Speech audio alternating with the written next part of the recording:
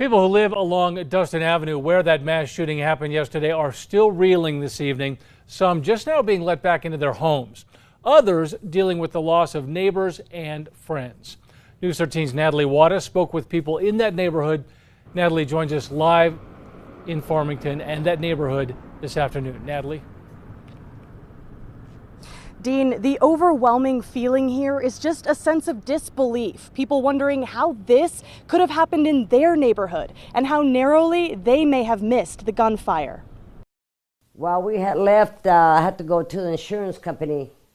And so we left probably about, I say maybe 5 minutes till 11. My neighbor, he said he seen everything. He said, my God, Ramona, he said, if you would have waited 5 seconds to drive out of your driveway, you probably would have been the first one shot, you and your husband in the truck. In today's news conference, Farmington Police Department confirmed the 3 women who died in the shooting. Shirley Voita, who was 79 years old, Melody Ivy, who was 73 years old, and Gwendolyn Schofield, who was 97 years old and was Melody's mother. Now, one person we spoke with was actually a friend, neighbor, and fellow church member with Melody and remembers her fondly. Most of everybody knew her. And if you didn't, you definitely should have, because she was a wonderful person inside and out. She was a wonderful preschool teacher and a wonderful, very wonderful Sunday teacher. She's definitely going to be missed 100%. Everyone's mourning at this time. People in the neighborhood I spoke with tell me this was too close for comfort and that they're nervous being home after something like this happened right outside.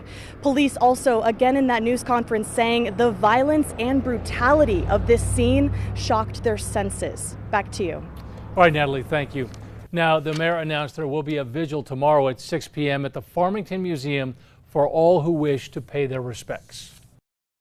Now I invite all members of the United States House of Representatives to join me in a moment of silence, a moment of gratitude to our law enforcement, and in a moment of prayer to honor the lives of those we tragically lost yesterday.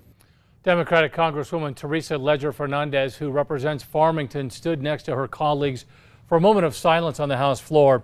At one point, she held hands with New Mexico's other 2 House members, Melanie Stansbury and Gabe Vasquez. She also called on lawmakers to pass a ban on assault rifles, saying it is time for gun violence to end. Every day, we are reminded that we don't yet live in a peaceful country, and yesterday was no exception.